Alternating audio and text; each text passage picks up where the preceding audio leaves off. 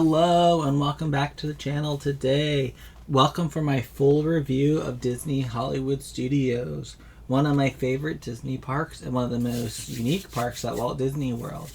This park has gone over a massive transformation over the years, from a behind-the-scenes studio experience into a destination filled with some of Disney's most immersive lands and top-tier attractions ever. Today we're breaking down rides, land, food, entertainment, and whether Hollywood Studios is worth your time in 2025. Well, it's 2026. Whenever you go to Hollywood Studios. Walking into Hollywood Studios, you're immediately transported into the golden age version of Hollywood. Hollywood Boulevard sets the tone with palm trees, Art Deco architecture, an iconic view of the Chinese theater at the end of the street. This opening area does a great job of setting the park's identity, a mix of classic Hollywood and modern blockbuster experiences. And honestly, it's kind of perfect to be set in Hollywood and have this setting because you basically get to adventure into each of these movies in different lands. It's very awesome. So speaking of that, here are the lands. It's divided into several distinct areas with strong immersive themes. Hollywood Boulevard, as you enter, that's classic Hollywood setting. Echo Lake, home to some classic attractions and a good dining location. And an iconic dinosaur. A Toy Story land. Bright, playful, family focus. And the cool thing about Toy Story Land, and one of the most immersive qualities, is that you are a toy. You get shrunken down to be a toy, and you are a toy. Also, shout out to Woody's Roundup. Such a good barbecue restaurant. I am vegetarian, but I love the sides there. Star Wars Galaxy's Edge is one of the most immersive lands ever built, hands down. And one of, if not the best, theme park land in any theme park around the world. It's iconic. It is amazing. It puts you right into the mix of the movie. You feel literally you are in the timeline of the movie. It's so cool. You can meet all kinds of famous characters from the universe. You can go to Oga's Cantina. I could just talk about this land for, ever. So let me keep on moving on. Sunset Boulevard, which has thrills, shows, and a nighttime atmosphere. Each land feels unique, but the transitions aren't always seamless as other Disney parks. They do kind of jarringly go from each one sometimes, but the individual lands themselves are immaculately, incredibly done, and some of the best lands in Disney parks. The highlight of this park, and the crown jewel, I would even just say out of all the Disney parks, is Star Wars Galaxy Edge. This is easily the best land at any theme park around the world. It is one of the most immersive environments Disney has ever created. From the architecture, to the sound, to the characters walking around, it truly feels like you've stepped right in to the Star Wars universe. The headlining attraction here is Star Wars Rise of the Resistance, which combines multiple ride systems and storytelling elements into one of the best theme park rides ever built. You also have Millennium Falcon Smuggler's Run, where guests take control of the iconic ship and interact in this interactive experience.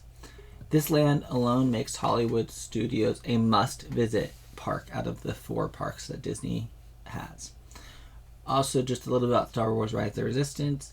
It is one of my favorite theme park attractions in the world. It is my favorite dark ride, and until recently, it was the king of that throne. And you'll know what I'm going to say if you know.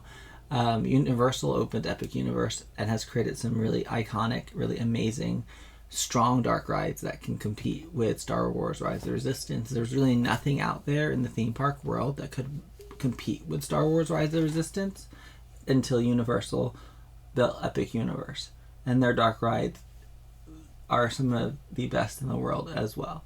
I would still give the edge to Rise of the Resistance if all of its facets are working. I've had some bad runs on it recently, where there were certain effects that weren't working, that weren't going right, that weren't doing right.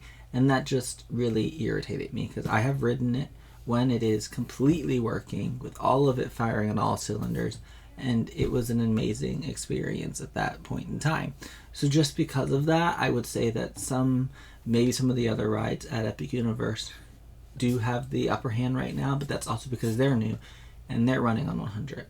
So we'll see within the next few years of will it really be dethroned. It currently sits on top of the throne with my favorite at Epic Universe. And many of you probably know this if you've watched some of my other videos or have seen my review and stuff of that of Epic Universe, Monsters Unchained.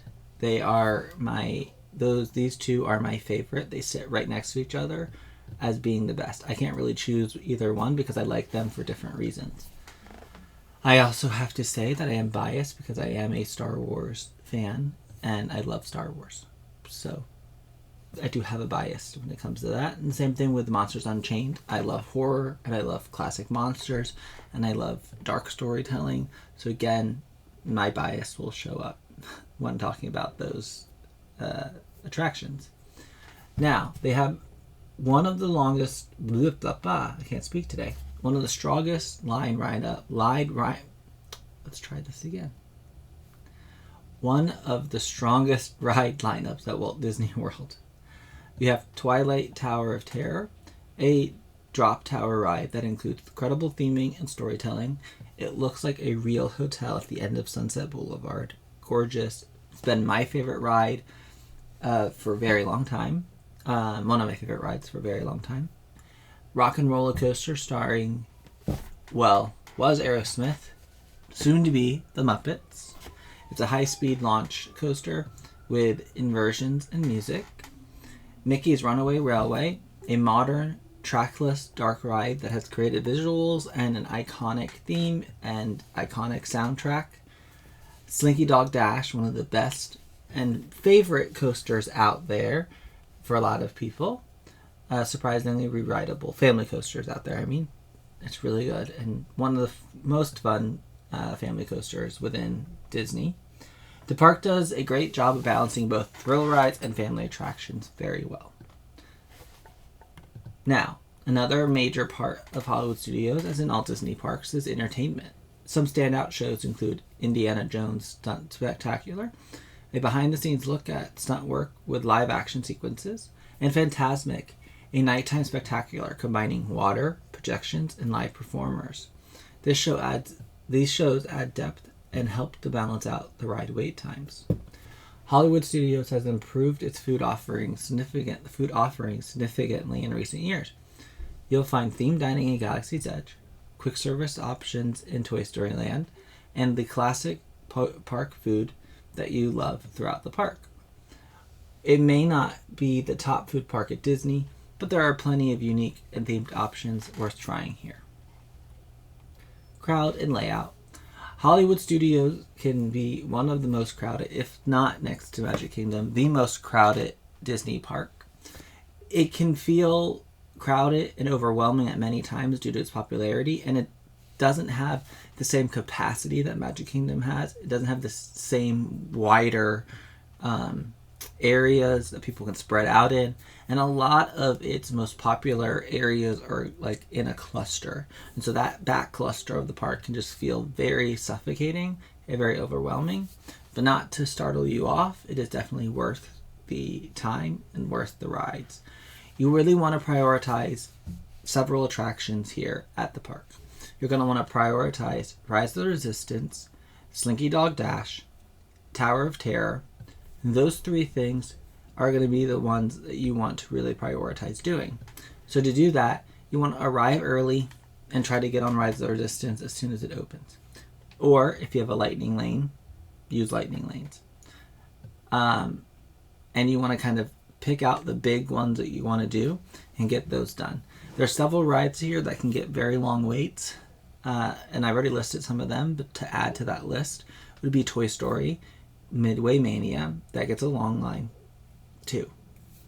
It may not be new, but it's a beloved attraction.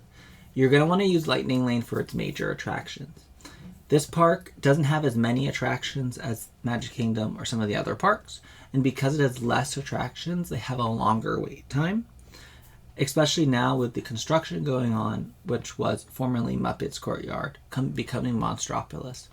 That area takes out a big suck for people going in a crowd suck. The crowds go there, crowd filler, go there, and they would watch the show, right? And so there's a lot of seats in that theater. That's now out of the equation, meaning the crowds have now dispersed throughout the rest of the park, which was already busy. You want to plan around show times to break up your day. There are several shows in Hollywood Studios. Like I said, you have Indiana Jones, you have Fantasmic, you have the Beauty and the Beast show, and then there's some Streetmosphere people and things going on around town. And so you can break up your day with that. You can also break up your day with food. There are several places to eat. There are some sit-down restaurants, and there's some themed restaurants. One of my favorite themed restaurants, it is a sit-down restaurant, and it gives you a nice blast of AC, is Sci-Fi Dine-In. It's a dine-in that is themed to 1950s science fiction era, and it shows clips of those movies while you sit in a car. You're actually in a drive-in. It's really awesome. And some of the best theming for a restaurant out there. I just also am partial to the theme. You also want to visit less crowded areas during the peak hours. So hitting areas like the front of the park and Sunset Boulevard, they're a little less busy. Or hitting shows. Oh, I forgot to mention they also have Little Mermaid Experience. Great show. And the Villains show. Those are two really good shows. And you can use those to go see those and get out of the heat of the day. They're both air conditioning. The Little Mermaid show is amazing. I'm a big Little Mermaid fan, so of course I'm also partial to that. Overall, Walt Disney World's Hollywood Studios is going to be and is one of the most exciting and evolving parks at Walt Disney World. With its immersive lands like Galaxy's Edge, Toy Story Land, its top-tier attraction, its strong entertainment offerings, it delivers a good mix of thrills and storytelling. While it may not be the largest park, but what it has to offer is high quality and memorable experience that make it a must visit. Thanks for watching. This is my full review of Disney's Hollywood Studios. I could not remember what I was reviewing for a second. Be sure to like, comment, subscribe for more theme park reviews, POVs, and travel content. And thank you.